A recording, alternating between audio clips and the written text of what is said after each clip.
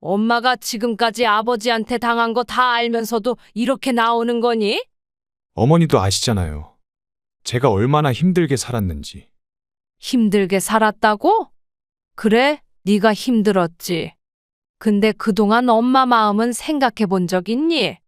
이제 와서 그런 말씀하시면 뭐해요? 다들 유산 받는데 저만 빼면 너무하잖아요. 결국 돈이구나. 엄마가 보고 싶어서 온 게 아니라. 어머니, 제발 현실적으로 생각하세요. 저도 이제 가정이 있고 아이도 키워야 하고. 그래, 명절에도 안 오더니 이제 돈 때문에 찾아오는구나.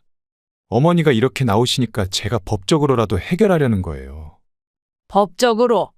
그래, 끝까지 그렇게 나오려면 나와보자. 어머니, 저도 이러기 싫었어요. 근데 어머니가 절 이렇게 만드신 거예요. 이제 너랑 나는 남이다. 그동안 못 본 걸로 하자.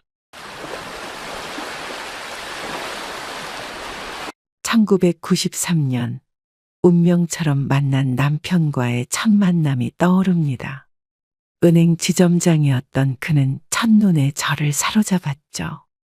격식을 차린 정장 차림으로 늘 단정했던 모습, 부드러운 미소와 예의 바른 말투는 주변 사람들의 호감을 샀습니다. 결혼 2년 차에 아들을 낳았을 때의 기쁨은 이루 말할 수 없었습니다.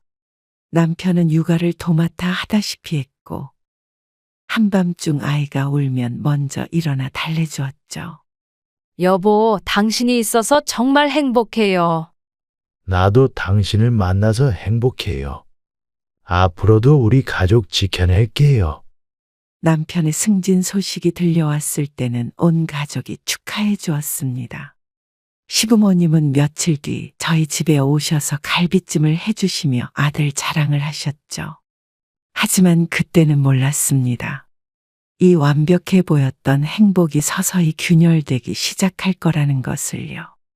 남편의 승진 이후 일상의 작은 변화들이 눈에 띄기 시작했습니다.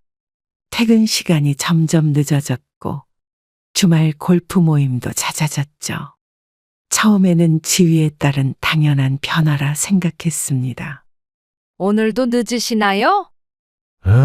중요한 회의가 있어서 기다리지 말고 먼저 자요. 매일 밤 비어있는 식탁을 바라보며 저녁을 먹어야 했습니다. 아들은 아빠와 함께하는 시간이 줄어든 것을 아쉬워했고 저는 남편의 빈자리를 채우기 위해 더 많은 시간을 아들과 보냈어요. 어느 날 남편의 와이셔츠를 세탁하다 이상한 향기가 느껴졌습니다. 분명 제가 쓰는 향수가 아닌 달콤하면서도 묘하게 낯선 향이었죠. 그날 이후로 남편의 행동 하나하나가 의심스러워지기 시작했습니다. 여보, 요즘 회식이 너무 잦은 것 같아요. 지점장이 된 이상 어쩔 수 없는 자리야. 당신도 알잖아요. 남편의 전화통화는 늘 밖에서 이루어졌고 퇴근 후에는 꼭 샤워부터 했습니다. 카드 명세서에는 낯선 레스토랑과 술집에서의 결제 내역이 늘어났어요. 주말에는 피곤하다며 집에서 쉬자고 하더니 골프 모임은 빠지지 않았습니다. 지점장님, 내일 저녁은 못 보내줘요. 옆 지점 동료의 말이 우연히 들려왔습니다. 그래? 나는 늦게까지 회의가 있어서. 남편의 대답에 의심이 확신으로 바뀌는 순간이었습니다. 동료들과의 회식도 줄었다는 이야기를 들었는데 남편은 여전히 회식을 핑계로 늦게 들어왔어요. 아들이 학교에서 돌아와 물었습니다. 엄마, 아빠는 왜 맨날 늦게 와요? 아빠가 지점장이 되어서 바쁘시니까 이해해야지. 말은 이렇게 했지만 저도 더는 남편을 이해할 수 없었습니다. 집에 있을 때도 핸드폰을 손에서 놓지 않았고 문자가 올 때마다 자리를 피해 확인했죠. 명절에 시댁에 갔을 때였습니다. 남편의 고등학교 동창이 찾아와 이야기를 나누는데 술자리에서 우연히 들은 이야기가 마음에 걸렸습니다. 너네 지점 김 과장 자리 옮겼다며? 분위기 안 좋아서 그랬다던데. 그건 좀 복잡해서. 남편의 표정이 순간 굳어졌고 화제를 급하게 돌렸습니다. 그날 이후 은행 내부에서 무슨 일이 있었는지 알아보려 했지만 남편은 일체 말을 하지 않았어요. 저녁 식사 자리에서 술잔을 기울이던 남편이 말했습니다. 요즘 스트레스가 너무 많아. 당신은 이해 못할 거야. 더 이상 예전에 다정하고 자상한 남편이 아니었습니다.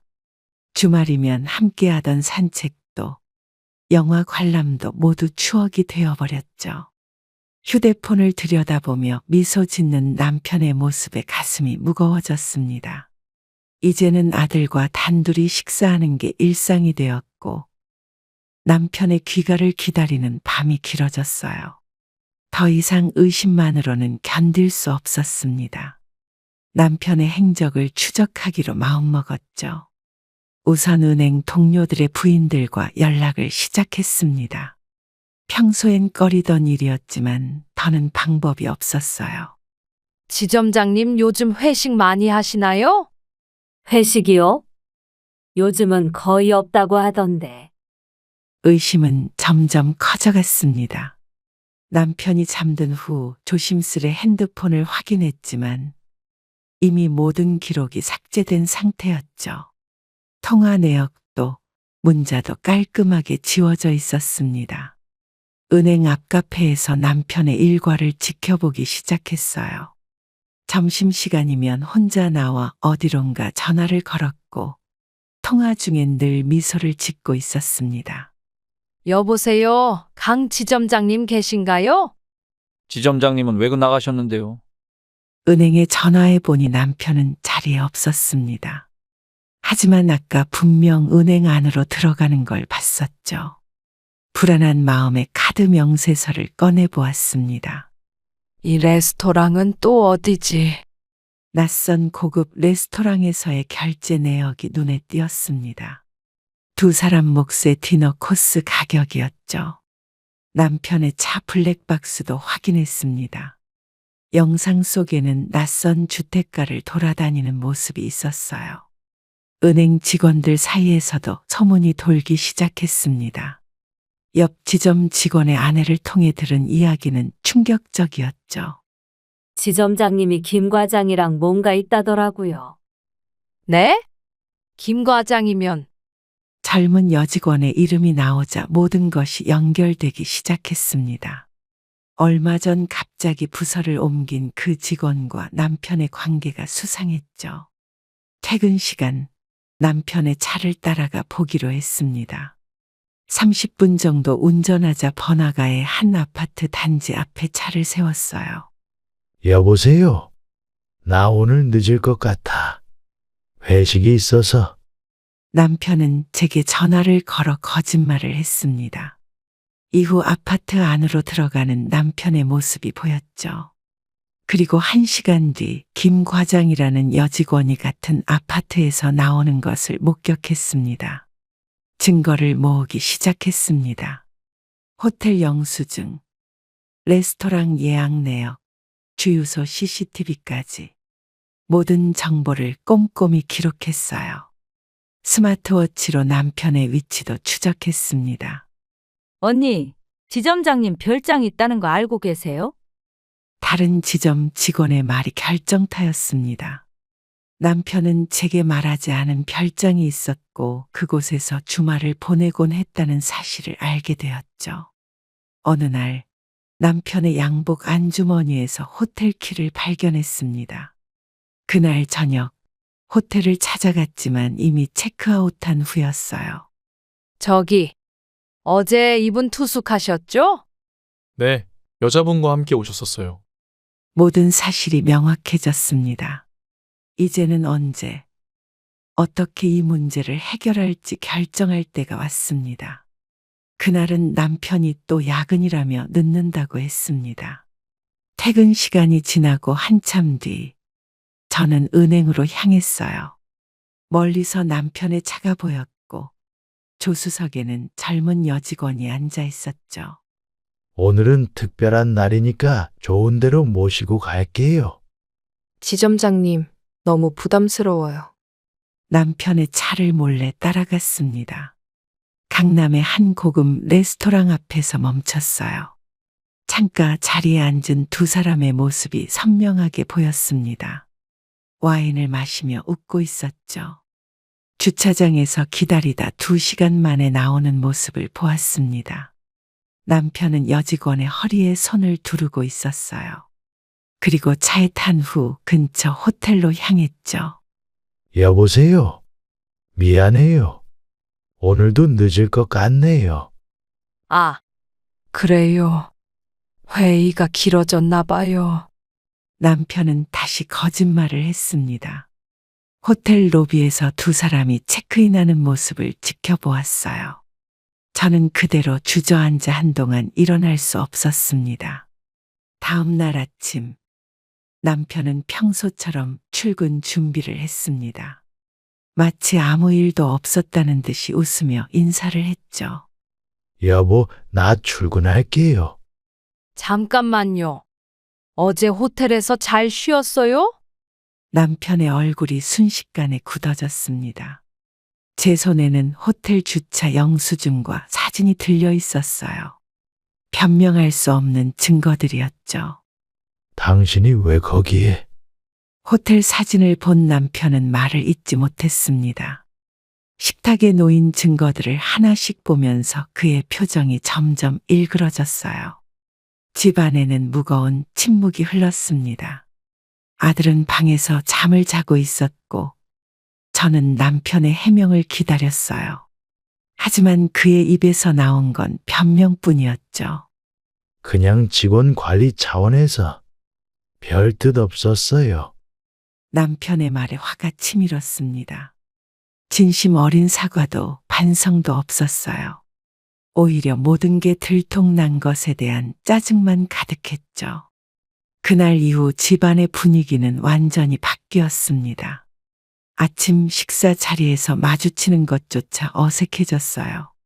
아들은 부모의 달라진 모습에 불안해했고, 저는 더 이상 예전으로 돌아갈 수 없다는 걸 직감했습니다. 엄마, 아빠랑 싸웠어요? 아니, 그냥 어른들의 일이야. 아들의 순수한 질문에 마음이 아팠습니다. 앞으로 우리 가정이 어떻게 될지, 이 상처가 어떻게 치유될지 알 수 없었어요.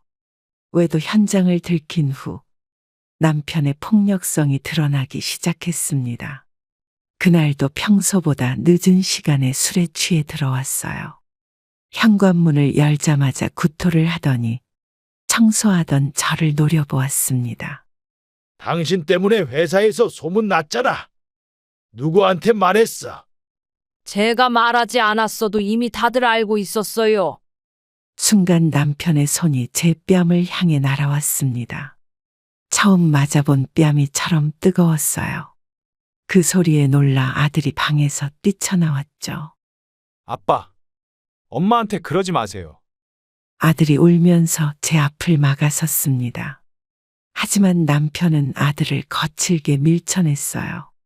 술에 취한 눈으로 저를 노려보며 소리를 질렀습니다. 네가 뭘 안다고? 방해하지 마. 남편은 거실에 화분을 발로 차며 분을 사겼습니다.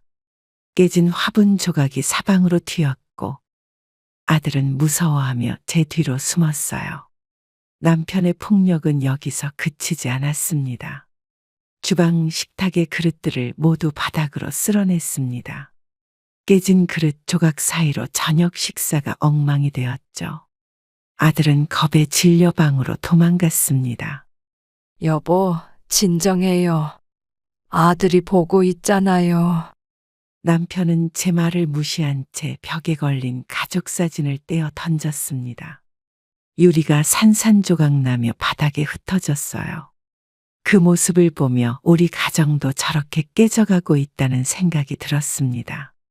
다음 날 아침, 남편은 아무 일도 없었다는 듯이 출근했습니다. 아들은 학교에 가기 싫다며 울었어요. 선생님이 뺨에 멍 자국을 물어볼까 걱정된다고 했죠. 엄마, 우리 이사 갈까요? 엄마가 꼭 좋은 방법을 찾을게. 깨진 그릇을 치우며 손을 베었습니다. 하지만 그 아픔보다 더 큰 상처가 마음에 남았어요. 경찰에 신고할까도 고민했지만 남편의 보복이 두려웠습니다.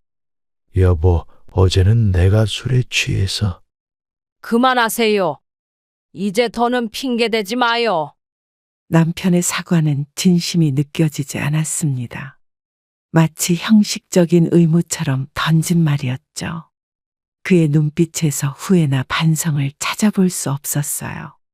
아들의 등교를 배웅하며 결심했습니다. 이대로는 안 되겠다고요. 남편의 폭력은 저뿐만 아니라 아들의 삶까지 망가뜨리고 있었으니까요. 엄마, 오늘도 늦게 들어오실 거예요? 아니, 오늘은 일찍 들어올 거야.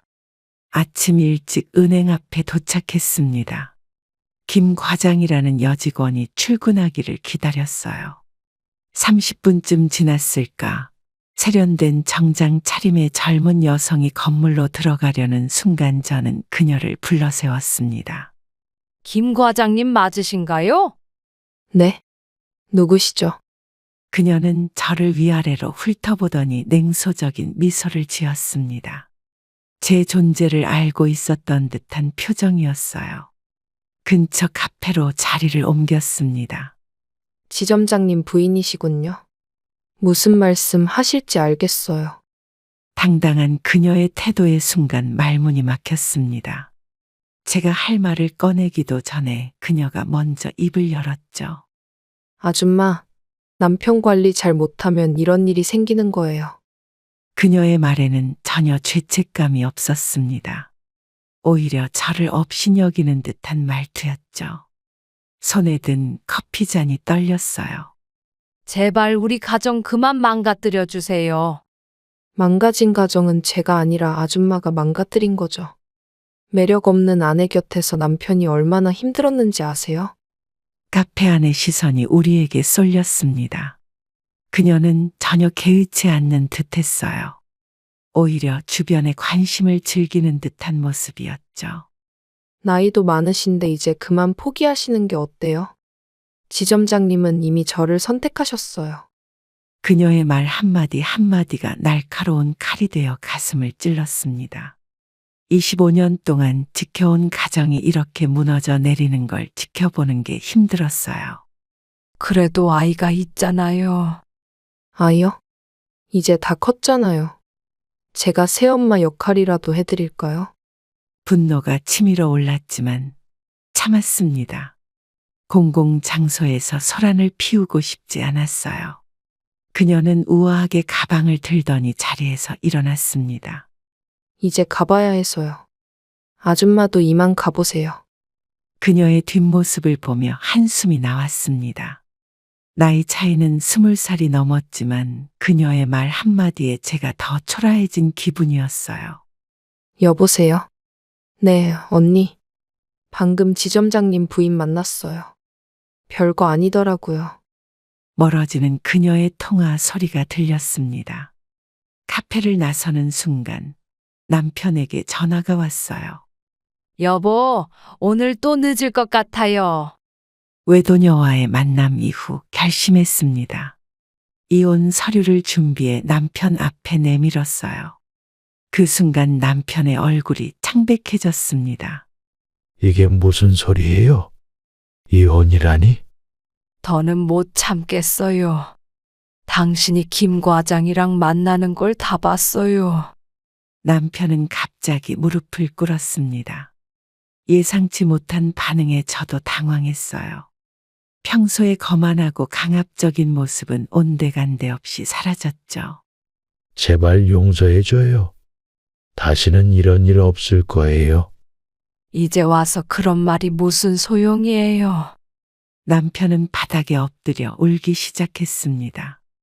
한 번도 보지 못한 모습이었어요. 아들이 놀라 방문을 열었지만 다시 들어가라고 손짓했죠. 내가 잘못했어. 김 과장이랑은 이미 끝냈어. 다시는 연락도 안 할게.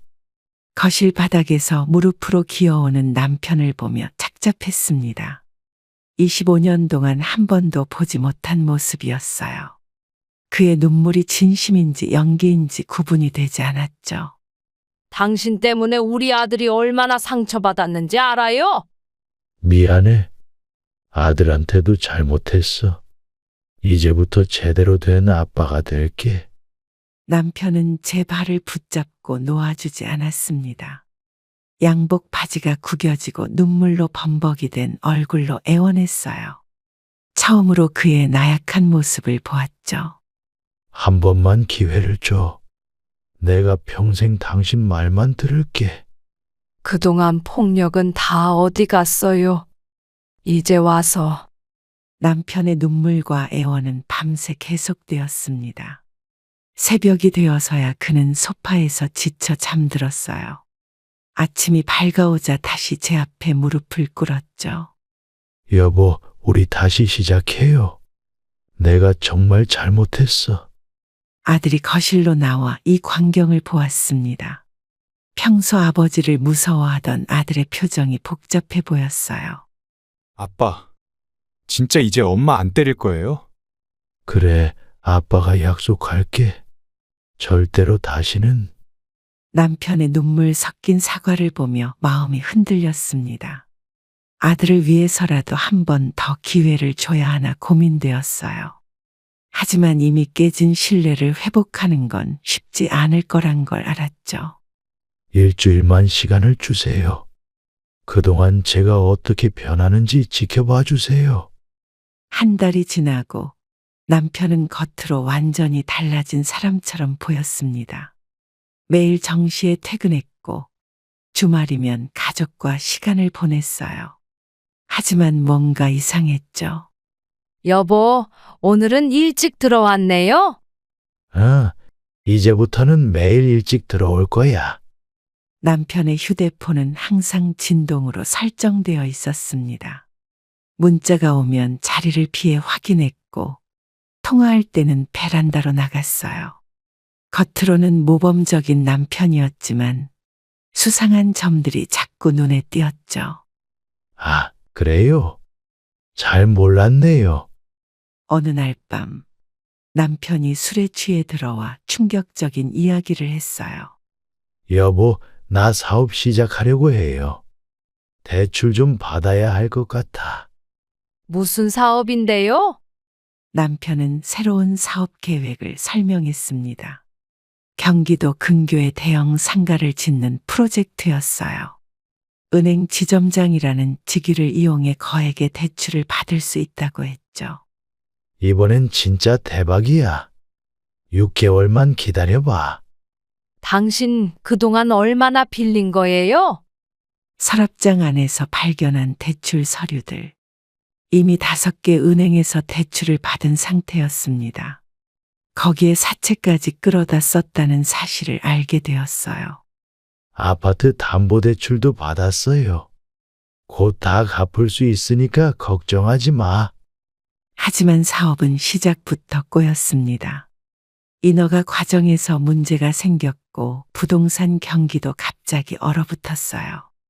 매일 밤 협박 전화가 걸려왔죠. 지점장님, 이자라도 갚아주셔야죠. 더 이상 기다릴 수 없습니다.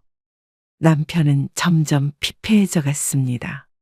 술로 하루하루를 버텼고 카드 연체도 시작됐어요. 더 이상 은행에서도 대출이 불가능한 상태였죠. 제발 집이라도 건드리지 마세요. 아들이 있잖아요. 다른 방법이 없어. 이번만 넘기면 돼. 결국 집이 경매에 넘어갈 위기에 처했습니다. 남편은 도박까지 시작했어요. 빚을 갚으려다 더 큰 빚을 지게 된 거죠. 엄마, 우리 집 팔아야 한대요?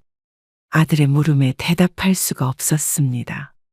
남편의 무모한 사업 도전으로 우리 가족의 보금자리까지 위험해진 상황이었어요. 이제 어떻게 할 거예요? 내가 다 책임질게. 조금만 더 시간을 줘.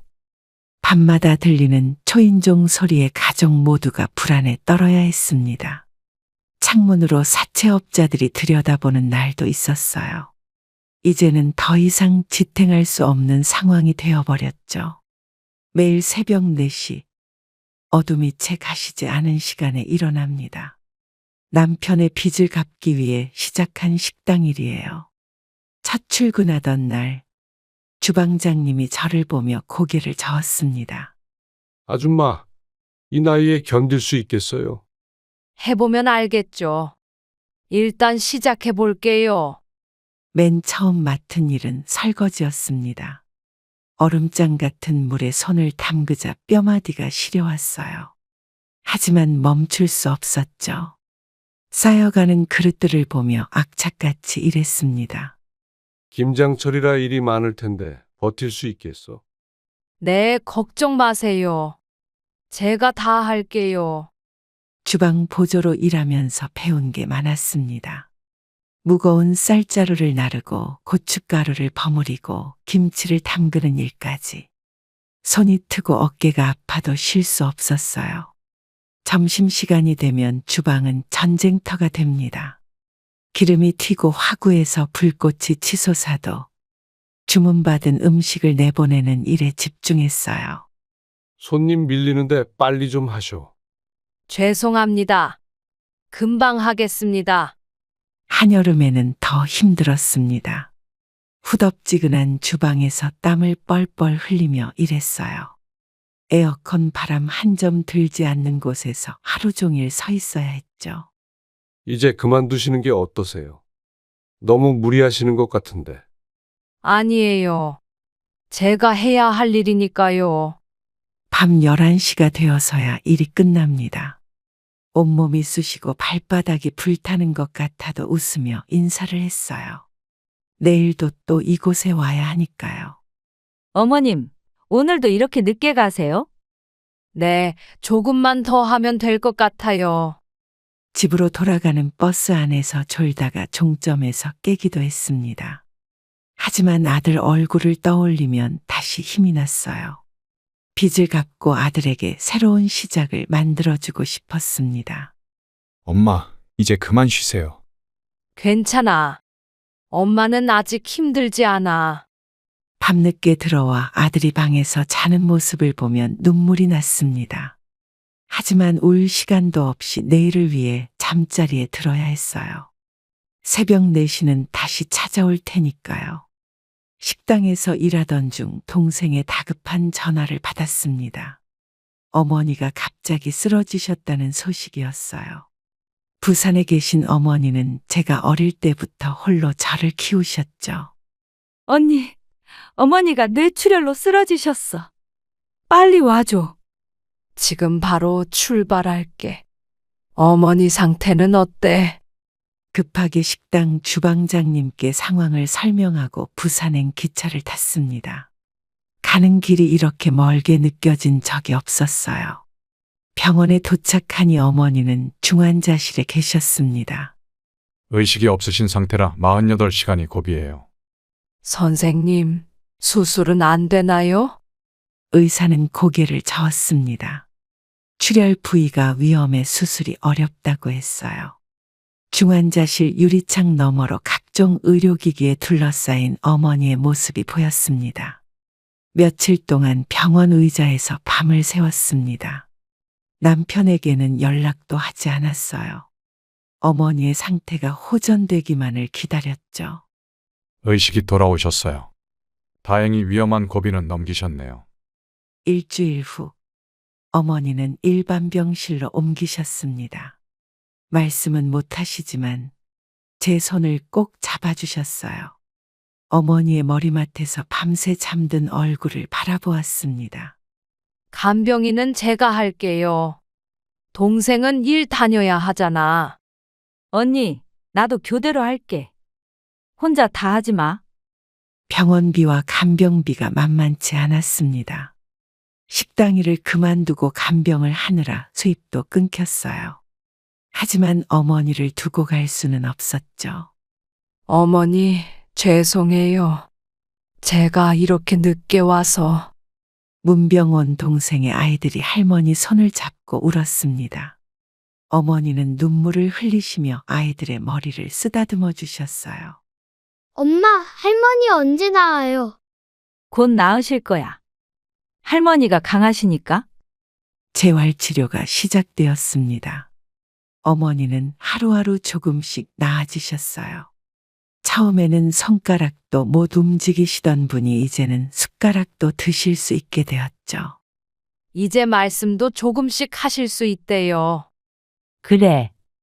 어머니의 첫마디에 눈물이 났습니다. 병원 생활이 길어질수록 경제적 부담도 커졌지만 어머니의 작은 진전 하나하나가 기적처럼 느껴졌어요. 어머니의 증세가 호전되어 일찍 집으로 돌아왔습니다. 현관문을 열기도 전에 집 안에서 들리는 여자의 웃음소리가 귀를 찔렀어요. 조용히 문을 열었습니다. 여기서 살게 해준다고? 정말이야. 그래, 당분간 둘이 살자. 아내는 부산에 있으니까. 안방에서 들리는 대화에 숨이 멎는 것 같았습니다. 조심스럽게 문을 열자 남편과 김 과장이 침대에 나란히 앉아 있었어요. 여보. 오늘 올 줄 몰랐는데. 황급히 자리에서 일어나는 두 사람을 바라보았습니다. 김 과장은 얼굴이 붉어졌지만 도망가지 않았어요. 오히려 당당한 표정이었죠. 우리 집에서 이러는 게 더 편해? 거실을 둘러보니 곳곳에 여자의 흔적이 보였습니다. 화장품, 옷까지, 구두까지. 제가 없는 사이 이미 동거를 시작한 것 같았어요. 당신이 부산에 있는 동안 나도 외로웠어. 남편의 변명은 더욱 참을 수 없게 만들었습니다. 어머니 병간호를 하는 동안 이런 일이 벌어지고 있었다니요. 이혼하면 되잖아요. 지점장님도 원하시는 거고. 김 과장의 말에 분노가 치밀었습니다. 이제 다 끝났네요. 집안 곳곳을 사진으로 찍었습니다. 증거가 필요했어요. 남편은 말리려 했지만 이미 늦었죠.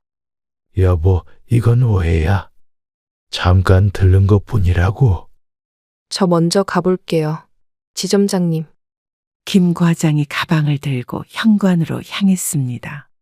그녀의 뒷모습을 보며 남편은 안절부절 못했어요.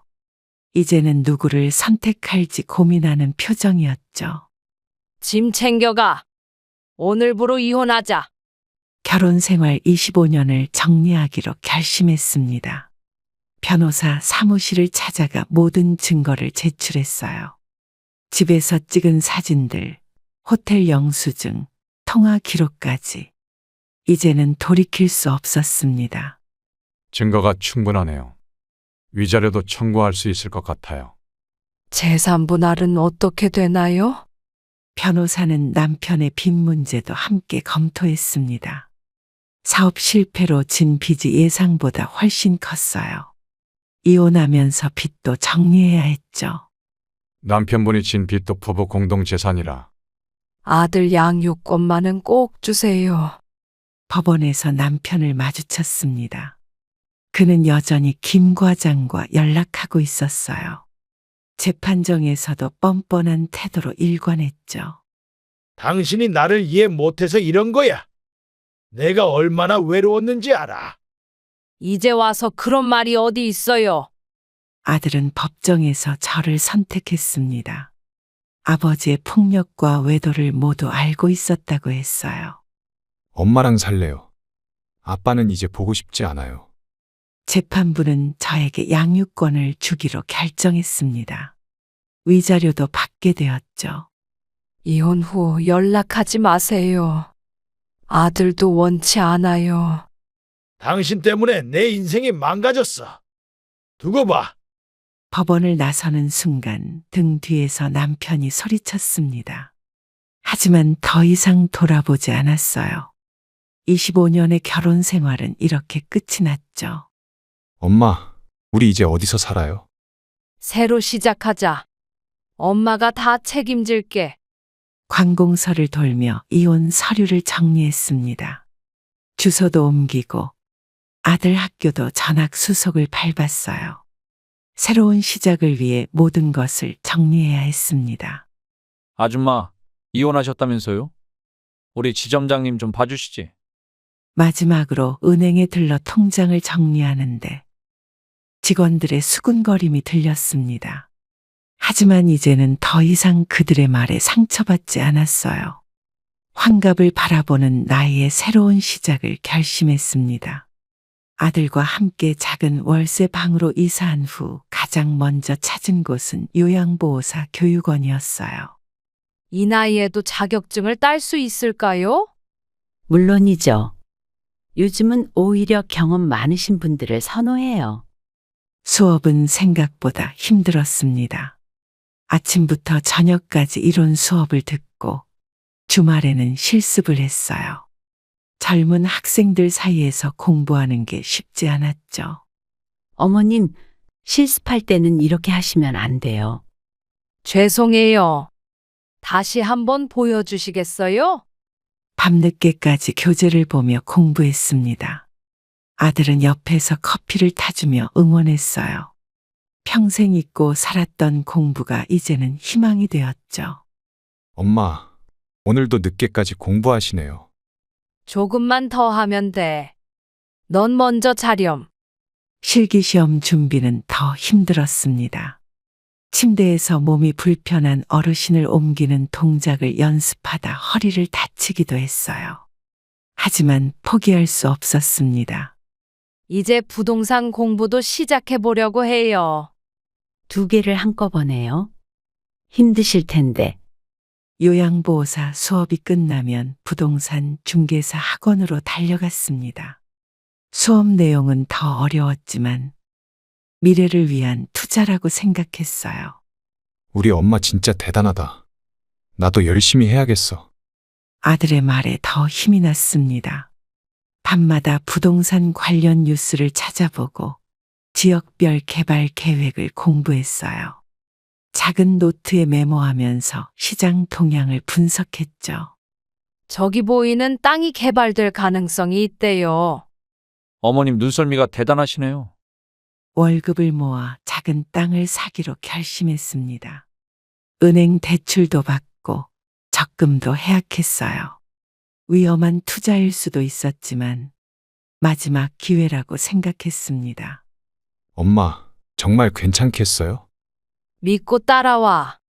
엄마가 이번에는 꼭 성공할 거야. 아들이 대기업 신입사원 공채에 합격했다는 소식을 들었습니다. 어려운 환경 속에서도 묵묵히 공부하던 아들의 노력이 드디어 결실을 맺은 거예요. 엄마, 저 합격했어요. 최종 합격이에요. 정말.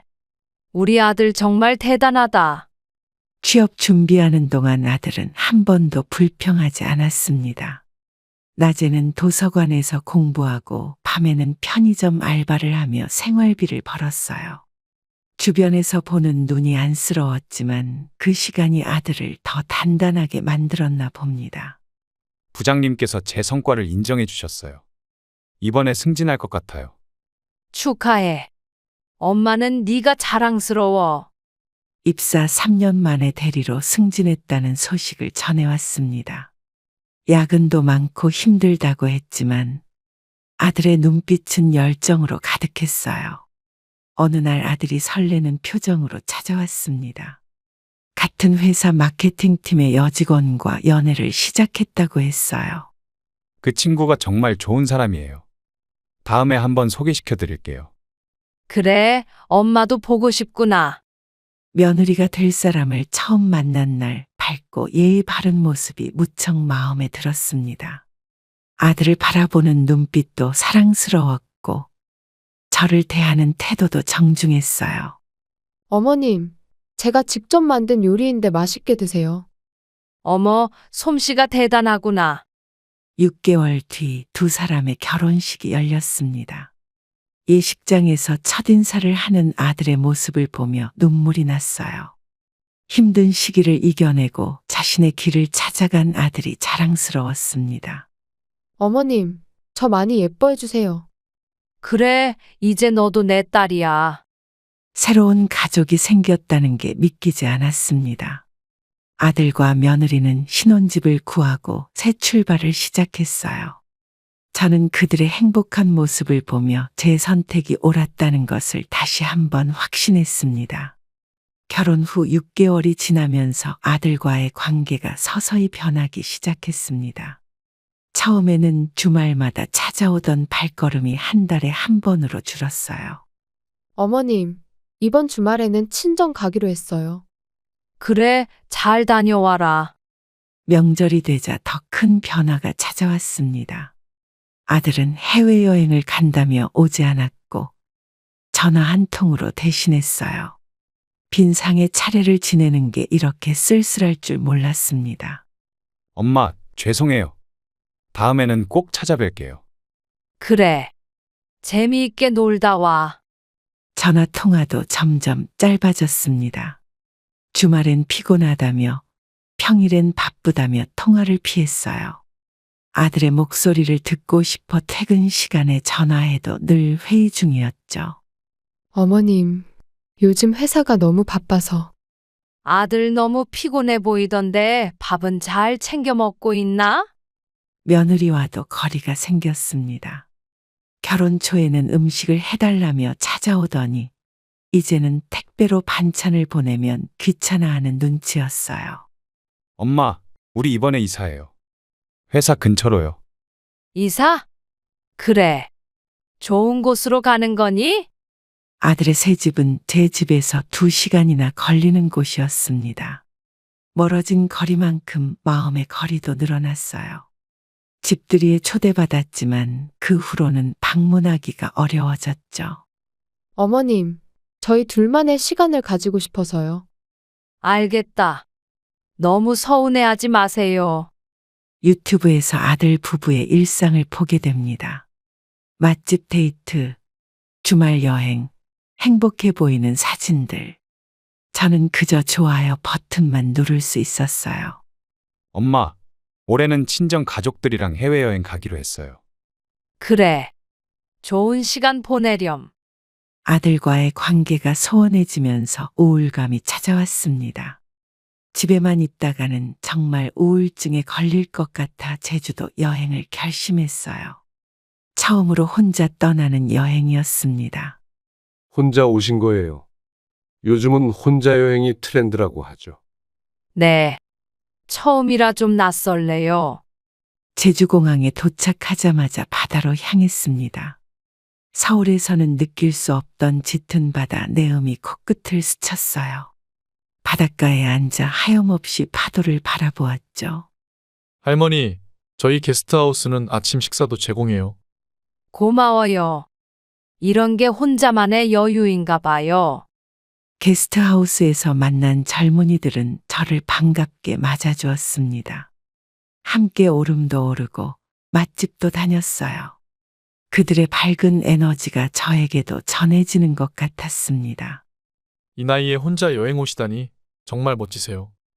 그냥 도망치듯 왔어요. 근데 이제는 좋네요. 올레길을 걸으며 많은 생각이 들었습니다. 지나온 인생을 돌아보니 늘 누군가를 위해 살았던 것 같았어요. 이제는 저를 위한 시간이 필요했죠. 어르신, 저희랑 같이 일출 보러 가실래요? 좋아요. 일출은 처음이에요. 성산 일출봉에서 맞이한 아침 해는 평생 잊지 못할 장면이었습니다. 붉게 물든 하늘을 보며 새로운 시작을 다짐했어요. 더 이상 과거에 매여 있지 않기로 했죠. 내일은 어디로 가실 거예요? 계획 없이 발길 닿는 대로 가볼 거예요. 일주일간의 여행은 저를 완전히 다른 사람으로 만들었습니다. 돌아오는 비행기에서 창밖을 바라보며 생각했어요. 이제는 저만의 삶을 살아야 할 때라고요. 서울에 도착하면 뭐 하실 거예요? 요가 학원에 등록하려고요. 저를 위한 선물이에요. 평화로운 아침, 갑자기 걸려온 부동산 중개사의 전화가 저희 인생을 바꿔놓았습니다. 3년 전 투자했던 땅이 재개발 구역으로 지정되었다는 소식이었어요. 어르신 축하드립니다. 땅값이 20억은 됩니다. 뭐라고요? 혹시 잘못 아신 거 아닌가요? 급하게 부동산에 찾아갔습니다. 중개사는 신문과 개발 계획서를 보여주며 설명했어요. 제가 샀던 땅이 재개발 핵심 구역에 포함되어 있었죠. 이 자리에 대형 쇼핑몰이 들어설 예정이에요. 꿈을 꾸는 것 같네요. 부동산 앞을 서성이다 근처 공원에 앉았습니다. 손이 떨려 물병을 제대로 들 수가 없었어요. 하늘이 노래지는 것 같았죠. 김 여사님 공사에서 연락 왔어요. 보상금 협의를 하자네요. 네. 아직도 믿기지가 않네요. 변호사와 상담 후 추가 협상을 통해 23억으로 최종 합의했어요. 계약서 작성하시죠. 이제 정말 대박 나셨어요. 그동안 고생 많으셨습니다. 은행에 앉아 있으니 직원들이 절 알아보고 속닥거렸습니다.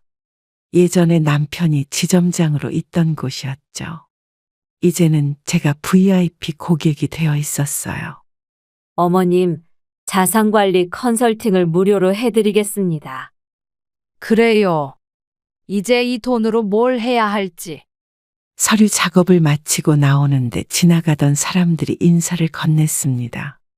전에는 본 적 없는 얼굴들이었어요. 세상이 달라져 보였습니다. 여사님, 투자 제안이 들어왔는데 한번 보시겠어요? 천천히 결정할게요. 서두르고 싶진 않네요. 돈이 생기자 주변 사람들의 태도가 달라지기 시작했습니다. 이제는 매일 울리는 전화벨 소리가 두려워졌어요. 모두가 투자를 권하고 사업을 제안했죠. 보상금 소식이 알려지고 일주일 후 예상치 못한 방문객이 찾아왔습니다. 5년 만에 다시 본 전 남편의 모습은 많이 초라해져 있었어요. 오랜만이네. 잘 지냈어? 어쩐 일로 찾아오셨나요? 현관에 들어서는 전 남편의 손에는 꽃다발이 들려 있었습니다. 그동안 김 과장과 살다가 버림받았다는 소문을 들었어요. 이제 와서 웬 꽃인가 싶었죠. 미안해. 내가 잘못했어. 다시 시작하면 안 될까? 지금 무슨 말씀을 하시는 거죠? 전 남편은 무릎까지 꿇으며 용서를 빌었습니다. 재개발 보상금 소식을 듣고 찾아온 게 뻔했어요. 한때는 그토록 사랑했던 사람이 이렇게 낯설 수가 없었습니다. 이제는 정말 많이 반성했어. 한 번만 기회를 줘. 돈이 필요해서 오신 거죠? 전 남편은 잠시 당황하는 기색을 보이더니 이내 눈물을 보였습니다. 하지만 그의 연기는 더 이상 저를 움직이지 못했어요. 당신, 내가 얼마나 힘들었는지 알아? 그래서 이제 와서 무릎까지 꿇으시는 거예요? 저는 차가운 물 한 잔을 떠왔습니다. 그리고 전 남편의 머리 위로 부어버렸어요. 순간 그의 눈빛이 변했습니다. 뭐 하는 짓이야? 당장 내 돈 내놔. 역시 돈 때문에 오신 거였네요. 전 남편의 본 모습이 드러났습니다. 물에 젖은 채 욕설을 퍼붓는 그를 보며 등을 돌렸어요. 이제 후회하게 될 거야. 더 이상 오지 마세요. 다음엔 경찰에 신고하겠습니다. 현관문을 닫으며 들리는 그의 고함 소리가 이제는 그저 소음으로만 들렸습니다. 25년 동안의 결혼 생활이 모두 거짓이었다는 걸 다시 한번 확인한 순간이었어요. 찬물 세례 사건은 삽시간에 동네에 퍼졌습니다. 전 남편이 경찰서에 고소장을 제출했다는 소식도 들려왔어요. 하지만 이제는 더 이상 두렵지 않았습니다. 폭행죄로 고소했다고요? 그럼 저도 할 말이 있네요. 어떤 말씀이신가요? 경찰서에서 25년간의 가정폭력 증거들을 제출했습니다. 병원 진단서, 사진, 녹음 파일까지. 그동안 묵혀두었던 모든 것들을 꺼냈어요. 이게 다 증거가 될 수 있습니다. 이제야 말씀하시는 거예요? 담당 형사는 자료들을 검토하더니 심각한 표정을 지었습니다. 전 남편의 고소장은 기각될 가능성이 높다고 했어요. 이런 일을 당하시고도 참으셨다니. 그땐 아들 때문에 참았죠. 전 남편은 경찰서에 불려와 진술을 해야 했습니다. 제가 제출한 증거들을 보더니 얼굴이 하얗게 변했어요. 이제는 그가 저를 두려워하는 모습이었죠. 고소 취하할게. 더 이상 연락하지 않을게. 앞으로 제 앞에 나타나지 마세요. 전 남편은 도망치듯 경찰서를 나갔습니다. 25년 동안 저를 괴롭혔던 사람이 이렇게 초라해질 수 있다는 게 신기했어요. 이제 안심하셔도 될 것 같습니다. 네, 정말 감사합니다. 경찰서를 나오는 길, 어깨가 가벼워졌습니다. 전 남편의 위협은 더 이상 저를 구속하지 못했어요. 이제는 정말 새로운 시작을 할 수 있을 것 같았습니다. 이제 진짜 끝난 거죠? 네, 이제 진짜 끝났습니다. 동네 주민들의 시선도 달라졌습니다. 전 남편의 횡포를 알고 있던 이웃들이 오히려 저를 응원해 주었어요. 통쾌하다며 박수를 보내는 분들도 있었죠. 어르신, 참 멋있어요. 그래요. 이제야 용기를 냈네요. 전 남편에게 찬물 세례를 한 다음 날 아들이 갑자기 집으로 찾아왔습니다. 오랜만에 보는 아들의 얼굴이 반가웠지만 그의 표정은 무척 어색했어요. 어머니, 지금 어떻게 지내세요? 잘 지내고 있어. 내 걱정은 하지 마. 거실에 앉아 차를 마시는 동안 아들의 시선은 계속 바닥만 향했습니다. 무언가 할 말이 있는 듯 머뭇거리더니 결국 입을 열었어요. 어머니, 제가 앞으로 효도하게 해주세요. 갑자기 무슨 효도? 아들의 말투가 달라진 것을 느꼈습니다. 평소와 다른 공손함, 지나치게 조심스러운 태도, 보상금 소식을 들었다는 걸 직감했어요. 그동안 너무 바빠서 자주 찾아뵙지 못했는데 바쁜 건 이해해. 네 사정도 있었을 테니까. 갑자기 아들이 무릎을 꿇더니 울기 시작했습니다. 눈물을 보이며 그동안의 불효를 사과했어요. 하지만 그의 눈물이 진심으로 보이지 않았습니다. 앞으로는 매주 찾아뵐게요. 며느리도 잘 모시고. 돈 때문에 이러는 거니? 아들의 표정이 순간 굳어졌습니다. 제 직설적인 물음에 당황한 듯했어요. 잠시 침묵이 흐르고 그는 변명하기 시작했습니다. 아니에요. 그게 아니라 이제 와서 갑자기 효도는 무슨 효도니? 아들은 자리에서 일어나 목소리를 높였습니다. 더 이상 거짓된 모습을 유지할 수 없었던 걸까요? 본 모습이 드러나기 시작했어요. 어머니도 제 형편 아시잖아요. 집 대출금도 있고. 명절에 전화 한 통 없을 때는 몰랐니? 결국 아들은 화를 내며 자리를 박차고 일어났습니다. 더 이상 가식적인 태도는 사라졌고 돈에 대한 욕심만 남은 모습이었어요. 다들 유산 받는데 저만 빼면 너무하잖아요. 네가 진정으로 원하는 게 뭔지 이제 알겠다. 아들과의 대화 이후 며칠 뒤 법원에서 내용 증명이 도착했습니다. 상속권을 주장하는 내용이었어요. 아직 제가 살아있는데 벌써부터 유산을 요구하는 아들의 모습이 낯설었습니다. 변호사님, 이런 경우가 많나요? 요즘은 재산 문제로 부모를 고소하는 자녀들이 늘고 있어요. 법정에서 아들을 마주하게 되었습니다. 양복을 차려입은 아들 옆에는 며느리가 서 있었어요. 며느리의 시선도 차갑게 변해 있었죠. 어머니, 법적으로 해결하고 싶지 않았는데. 네가 이럴 줄은 몰랐다. 재판이 시작되고 아들 측 변호사가 주장을 펼쳤습니다. 제가 양육비를 받았으니 그만큼의 상속권이 있다는 논리였어요. 황당한 주장이었지만 아들은 진지한 표정으로 고개를 끄덕였습니다. 모친께서 재산을 임의로 처분할 우려가 있어 가압류를 신청합니다. 당신들 정말 그렇게 돈이 필요했나요? 첫 재판이 끝나고 법원 복도에서 마주쳤습니다. 아들은 제 눈을 피하며 서둘러 자리를 피했어요. 며느리는 오히려 당당한 태도로 저를 노려보았죠. 어머님, 저희도 살아야 하잖아요. 그동안 너희가 나를 어떻게 대했는지 기억나니? 결국 재판부는 아들의 청구를 기각했습니다. 법적으로 아무런 근거가 없다는 판단이었어요. 하지만 이미 깨진 모자 관계는 돌이킬 수 없었습니다. 이제 정말 끝났으면 좋겠어요. 그래. 나도 이제 끝내고 싶구나. 법원을 나서는 길, 아들이 마지막으로 한마디를 던졌습니다. 이제는 더 이상 모자 관계가 아니라는 말이었어요. 어머니도 행복하세요. 저희는 이제 남이에요. 네가 그렇게 생각한다면 그렇게 하자. 혈연이 아닌 진정한 가족을 만나게 된 건 우연한 계기였습니다.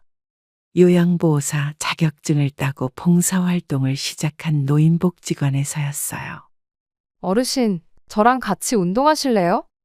그래요. 혼자 하긴 심심했는데.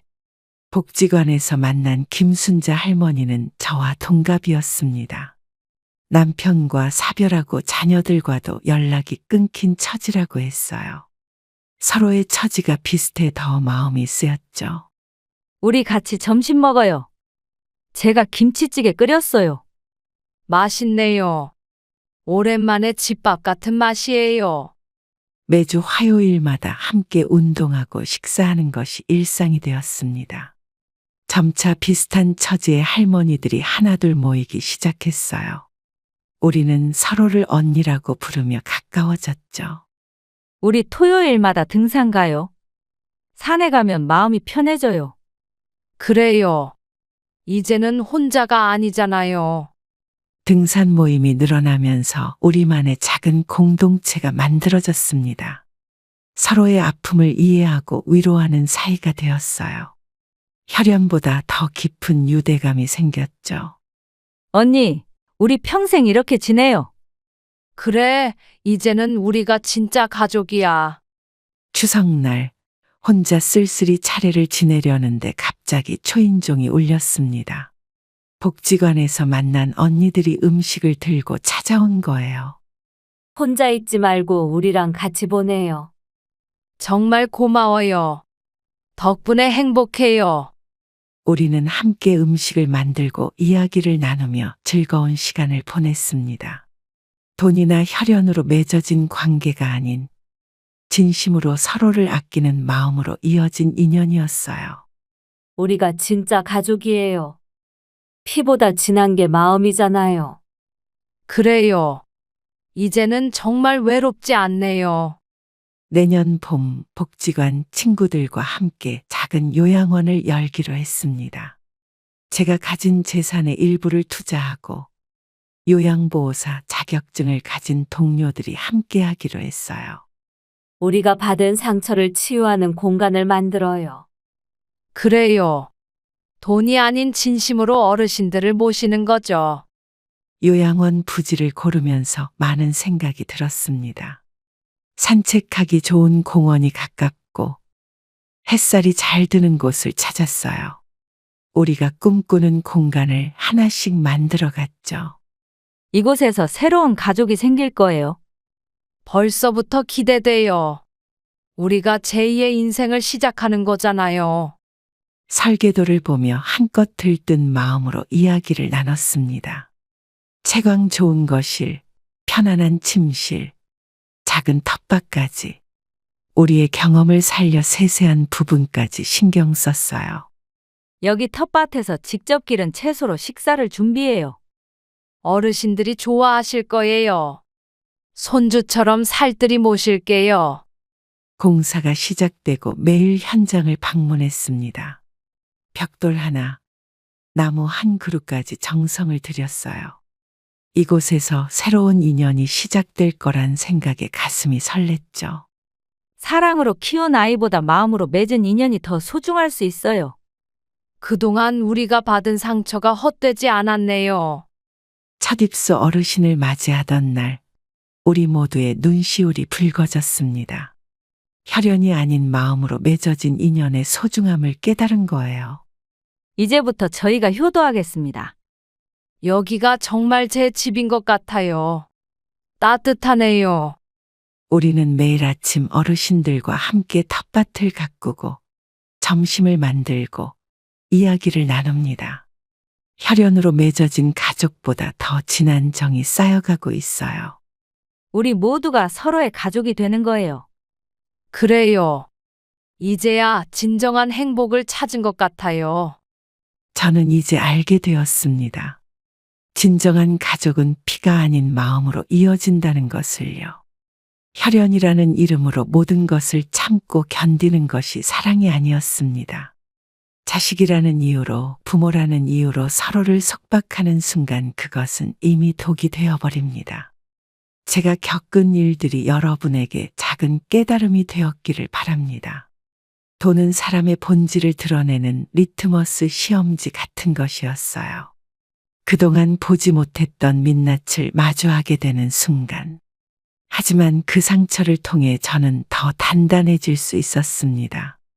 이제는 제 삶을 온전히 제 것으로 만들어가고 있어요. 나이 들어 시작하는 새로운 출발이 두렵진 않습니다. 왜냐하면 진심으로 서로를 아끼는 마음으로 뭉친 사람들이 제 곁에 있으니까요. 여러분도 기억하세요. 인생은 60대에도 70대에도 다시 시작할 수 있다는 것을, 그리고 진정한 가족은 마음으로 만들어진다는 것을. 그럼 오늘도 행복한 하루 되시길 바랍니다. 감사합니다.